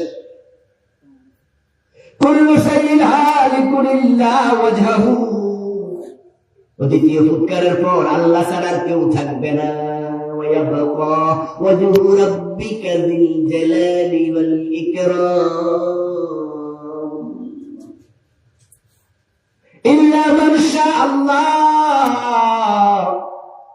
আমরা নাই, আপনারা নাই, আকাশ নাই, জমিন নাই, মালাকুত জাবারুত কিচ্ছু নাই, আরশ নাই, কিচ্ছু নাই, কিচ্ছু নাই, সব শেষ। চারজন ফেরেশতা বেঁচে থাকবে। আল্লাহ তাআলা চারজন ফেরেশতাকে ডাকবেন, জিবরিল, ইসরাফিল, মিকাইল, মালাকুল মউত আজরাইল। কি খবর, কয়জন আছে আজরাইল? বলবেন না আমরা চারজন। বলবো ঠিক আছে, অমুকের জান কবজ করো, তমুকের জান কবজ করো। করতে করতে আবার আজরাইলকে আল্লাহ বলবে তুমিও মরে যাও, জিবরাইলকে আল্লাহ বলবেন তুমিও মরে যাও। তখন সব ফেরেশতাও শেষ, আছেন শুধু কে? হুয়াল আউয়াল ওয়াল আখির ওয়াল যাহির ওয়াল বাতিন। তিনি অনাদি, তিনি অনন্ত, যার কোনো শুরু নাই এবং যার কোনো শেষ নাই। তিনি ছিলেন, তিনি আছেন, একমাত্র তিনি থাকবেন। এভাবে চলে যাবে 40 বছর। কোন বাতাস নাই, শব্দ নাই, শব্দ করার মতো কোন মাখলুক নাই। শুধু একজন আছেন, তিনি খালিক। তিনি কে? আল্লাহ। 40 বছর যাওয়ার পর আল্লাহ তাআলা ইসরাফিল আলাইহিস সালামকে বলবেন, আল্লাহ তাআলা আবার ইসরাফিলকে বানাবেন। ইসরাফিলকে বানায়া, সিংহাটা বানায়া আবার মুখের মাঝে বলবেন ফু মারো। ثم نفخ فيه أخرى فإذا هم قيام ينظرون। ইসরাফিল আবার সিংহায় ফু দেবেন। তখন যত মানুষ দুনিয়া আসছে সবাই আবার হাসরের ময়দানে উঠে দাঁড়াবে। আদম আলাইহিস সালাম থেকে প্রলয় পর্যন্ত যত মানুষ পৃথিবীতে এসেছে, ইয়াসলাউনাহা ইয়াউমাদ্দিন ওয়া মা হুম আনহা বিগাইবিন। সবাই দাঁড়াও, আবার সব মানুষ দাঁড়াবে। দাঁড়ানোর পর আল্লাহ তাআলা এবার বলবে আসো হিসাব দিতে। সব মানুষকে ফেরেশতা ধাক্কাবে, ধাক্কায়া পিছন থেকে বলবো হাসরের ময়দানে যাও। মানুষগুলো আবার সেখানে 3 ভাগে ভাগ হয়ে যাবে। يحشر الناس يوم القيامة 3 أصناف: صنفا مشاة وصنفا ركبانا وصنفا على وجوههم।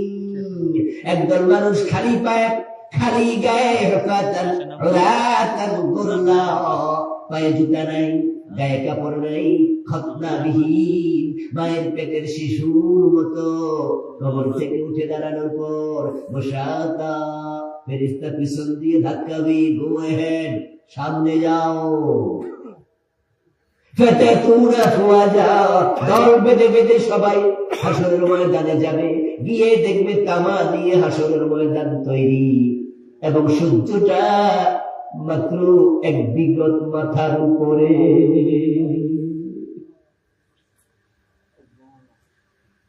আল্লাহ তাআলা মানুষকে সেখানে ঢুকে সূর্যের আলোর মাঝে সুইচ দিবেন, অন করে টিপ মারবেন, সূর্য আলো দেওয়া শুরু করবে।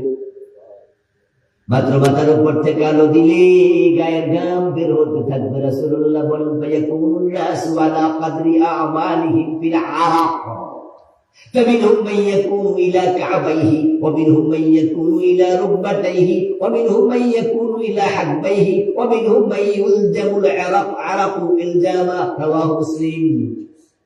নবীজি বলেন, টাকনুবিরা কারো কারো ডুবে যাবে, কারো হাঁটু ডুবে যাবে, কারো মাজা ডুবে যাবে, কারো মাথা পার হয়ে যাবে। তারা ঘামের ভিতরে হাবুডুবু খাবে, আর সূর্যের উত্তাপের কারণে ঘাম গরম পানির মতো উতরাতে শুরু করবে। এভাবে থাকা লাগবে 50,000 বছর। তারুজুল মালাইকাতু ওয়ার রূহু ইলাইহি ফি ইয়াউমিন কানা মিকদারুহু 50,000 সানা। কোরআনের আয়াত, আল্লাহ বলে 50,000 বছর। আরেক দল লোক যারা কবর থেকে উঠবে বড় সৌভাগ্যবান, সিনপাড়ের রুকবানা কবর থেকে উঠে দেখবে কবরের পাড়ে ফেরেশতারা জান্নাতের গাড়ি নিয়ে দাঁড়ায় আছে। তাদেরকে ফুলে ফুলে বরণ করবে, ফুলের পাপড়ি ছিটাবে, আহলান সাহলান মারহাবা। তাদের গলার মাঝে ফুলের মালা দিয়ে আদর যত্ন করে জান্নাতের গাড়িতে তুলে বসায়া গাড়িটা নিয়ে ধীরে আরশে আজিমের নিচে চলে যাবে। এমন মানুষ হলো 8 দল। একটি হাদিসে পাওয়া যায় সহিহ মুসলিমের 7 দল, আর ভিন্ন হাদিসে আরেক দলের নাম আরেক দল পাওয়া যায়। টোটাল 8 দল। বিস্তারিত বইটাতে লিখছি আমি, পুরা আখিরাত আয়নার মতো পরিষ্কার করে আলহামদুলিল্লাহ হাদিস কোরআন থেকে তুলে ধরেছি। এজন্য নামই দিয়েছি ওহির আয়নায় পরকাল। মৃত্যু থেকে পরকাল শুরু হবে, জান্নাতে গিয়ে শেষ হবে। সুবহানাল্লাহ পড়ে। আমরা জাহান্নামের কথা বলতে চাই না। এই জান্নাত কেমন হবে সেটাও বইতে আছে। প্রত্যেকে যাওয়ার সময় একটা বই করে নিয়ে যাবেন, পরিবার সবাই মিলে পড়বেন, খুব মজা পাবেন। ও মানুষগুলো সৌভাগ্যবান। 8 দল মানুষ আর সে আজিমের নিচে থাকবে মাত্র 7 থেকে 8 মিনিট। আর যারা হাসরের ময়দানে তারা থাকবে কত বছর? এই মাত্র বলছি কত বছর? 50,000 বছর। আর আরশের নিচে যারা থাকবে কামাদারিস সালাতিল মাকতুবা আল্লাতী তুসাল্লা ফিদ দুনিয়া। নবীজি বলেন দুনিয়ায় 1 ওয়াক্ত ফরজ নামাজ পড়তে যে 5-7 মিনিট লাগে, আর সে আজিমের নিচের লোকেরও 5-7 মিনিট থাকবে। তারপর আল্লাহ ডান হাতে আমলনামা দিয়া বিনা হিসাবে জান্নাতে পাঠায়া দেবেন। হিসাব দরকার নাই, যাও যাও জান্নাতে চলে যাও। এখন কোন 8 দল জান্নাত পাবে এইভাবে তাদের নাম জানা দরকার আছে না নাই? তাদের মাঝে নিজেকে ঢুকানোর চেষ্টা করার প্রয়োজন আছে না নাই? শিখবেন, জানবেন, ওই আমলগুলো করবেন। আল্লাহ তাআলা আমাদের আরশে আজিমের নিচে জায়গা দিও, সবাই বলেন আমিন। ওয়াসিনবার আলা উজুহিহিম, আরেক দল বড় হতভাগা, কবর থেকে উঠার সাথে সাথে আল্লাহ তাদেরকে উল্টাইয়া দেবেন। তাদের পা চলে যাবে উপরে, মাথা চলে যাবে নিচে। কিলা ইয়া রাসূলুল্লাহ কাইফা ইয়ামশুনা আলা উজুহিহিম। এই হাদিস শুনে একজন সাহাবী দাঁড়ায় গেলেন, ইয়া রাসূলুল্লাহ আমি জানতে চাই মানুষ আবার মুখের উপরে হাঁটে কেমনে? নবীজি বললেন ইন্নাল্লাযী কাদিরুন আলা আন ইয়ামশিয়াহুম আলা আকদামিহিম ফাহুয়া কাদিরুন আন ইয়ামশিয়াহুম আলা উজুহিহিম। নিশ্চয় আল্লাহ তাআলা পায়ের উপর যেমন হাঁটানোর ক্ষমতা আছে, মুখের উপরে হাঁটানোর ক্ষমতা আল্লাহর আছে না নাই? ইন্নাল্লাযী আমশাহুম আলা আকদামিহিম কাদিরুন আলা আন ইয়ামশিয়াহুম আলা উজুহিহিম। উল্টাই দেবেন কেন? মুখের উপরে হাঁটবে কেন? মাথার উপরে কেন নয়? উল্টে গেল তো মাথা নিচে থাকে, তো মাথার উপরে হাঁটাবেন না কেন? মুখের উপরে কেন? কারণ যত অপরাধ মানুষ করে সবচেয়ে বেশি অপরাধ করে মুখ দিয়া। হারাম খায় কি দিয়া? মিথ্যা বলে কি দিয়া? কথা বলেন না। গীবত করে কি দিয়া? আদালতের দ্বারাইয়া মিথ্যা সাক্ষী দেয় কি দিয়া? আল্লামা সাঈদীর বিরুদ্ধে মিথ্যা সাক্ষী দেয় নাই? মিথ্যা সাক্ষী দেয় নাই? ওদের মিথ্যা সাক্ষীর উপর ডিপেন্ড করে ওনাকে ফাঁসির অর্ডার দিয়েছে। উনি যুদ্ধ অপরাধী নাকি? উনি মানুষ খুন করছে নাকি? উনি নাকি মানুষের বাড়িতে আগুন লাগাইছে? শেষ পর্যন্ত ফাঁসির অর্ডার ক্যান্সেল করে যাবজ্জীবন আমৃত্যু কারাদণ্ড দিয়েছে, 13টা বছর জেল খাটাইছে। তোরা যারা মিথ্যা সাক্ষী দিয়েছিস অপেক্ষা কর, সেদিন কোনো সাহায্যকারী পাবি না, আল্লাহ তাদেরকে উল্টাইয়া ছেড়ে দেবে। আল্লাহ যে মানুষগুলো হারাম খায়, মিথ্যা বলে, মিথ্যা সাক্ষী দেয়, মানুষের ক্ষতি করে, মুখ দিয়া কত রকমের কথা, এই মুখ দিয়ে আল্লাহর ইসলামের বিরুদ্ধে কথা বলে। মাসখানেক মনে কোনো হয় নাই। জাহাঙ্গীরনগর জগন্নাথ বিশ্ববিদ্যালয় নির্বাচন হলো, ছাত্র সংসদ নির্বাচনে একজন মেয়ে হাতে মাইক নিয়ে দাঁড়িয়ে তাকবীর স্লোগান দিয়েছিল। আপনারা সোশ্যাল মিডিয়া দেখছিলেন, সাথে সাথে ওই মেয়েটার হাত থেকে মাইক ক্যারি নিয়ে মেয়েটারে বলছে ভুয়া ভুয়া ভুয়া, অপমান করছে। অপরাধ ছিল সে নারে তাকবীর আল্লাহু আকবার বলেছে। এই মেয়েটা পরে সাক্ষাৎকার দিছে, কষ্ট, তার হৃদয়ে অনেক জমানো ব্যথা। সে বলছে নারে তাকবীর তো কোনো দলের স্লোগান না, এটা তো প্রত্যেক মুসলমানের স্লোগান, ঠিক না? আপনাদের দ্বিমত আছে নাকি? ওয়ারাব্বাকা ফাকাব্বির ফাকাব্বির ওয়া কাব্বিরহু তাকবীরা। মুসলমান তাকবীর দেবে না তো কে দেবে? জন্মের পর পর কানের মাঝে আযান দিয়েছে, শুরু হয়েছে আল্লাহু আকবার দিয়া। আবার দিনে 5 বার তোমাকে মুয়াজ্জিন ডেকেছে আল্লাহু আকবার দিয়া, হাইয়া আলাস সালাহ। যখন মরে যাবে লাশ খাটিয়ে রাখে, আবার ইমাম সাহেব তোমার নামাজ পড়বে আল্লাহু আকবার দিয়া শুরু করবে। কিন্তু জীবনের মাঝখানে আইসা তুমি আল্লাহু আকবার সহ্য করো না, বুয়া বলো, এই মুখ উল্টা পাল্টা চালাইছ, অপেক্ষা করো হাসরের ময়দানে আল্লাহ উল্টাইয়া দেবে। আল্লাহ বলছে কোরআন দিয়ে দেশ চালাও, ইনিল হুকমু ইল্লা লিল্লাহ, আল্লাহ ছাড়া কারো আইন চলবে না। আল্লাহ তাআলা বলছে আলা লাহুল খালকু ওয়াল আমরু, সাবধান, সৃষ্টি যার, আইন চলবে শুধুই তার। এই কথাটা কি আমার না আল্লাহ? আপনাদের সবাই থেকে একটু শুনতে চাই, সৃষ্টি কার? বলেন বলেন না, কার? আইন চলবে কার? 54 বছর আল্লাহর আইন চলে না, মানুষের আইন। তো মানুষ নাই, তো অমানুষ, ব্রিটিশের আইন, ঠিক না? মানুষের এক মানুষ। তাহলে উল্টা পাল্লাতে চলছে, উল্টা পাল্লাতে ভোট দিয়া আল্লাহর আল্লাহদেরকে নেতা বানাইছে, আল্লাহর বিরোধীদেরকে নেতা বানাইছে। আল্লাহর পক্ষে চলেন নাই, অপেক্ষা করেন, উল্টা চললে আল্লাহ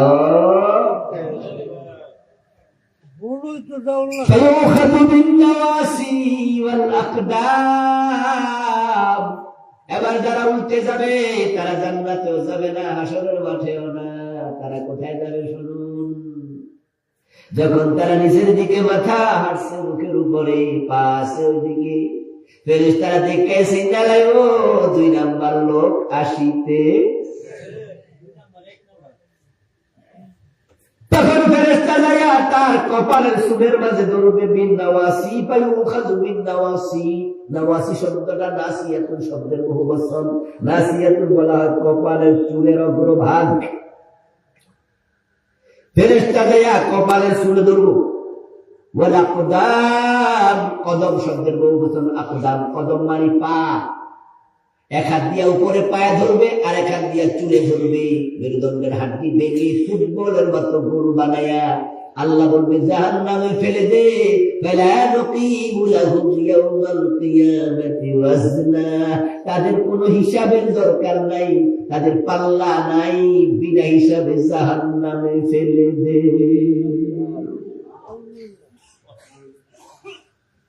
আমরা কি জাহান্নামে যেতে চাই না জান্নাতে? জান্নাতে যেতে হলে কিছু ভালো কাজ করা দরকার আছে। আল্লাহ সেগুলো করার তৌফিক আমাদেরকে দাও, বলেন আমিন। প্রিয় ভাইরা, আলোচনা শেষ দিকে চলে আসলাম। আমার লেখা 9টা বই আছে, লাস্ট যে বইটা এসেছে সেটাতে 400-র উপরে দোয়া লিখছি। আলহামদুলিল্লাহ, দোয়া করবেন, বেশি বেশি দোয়া।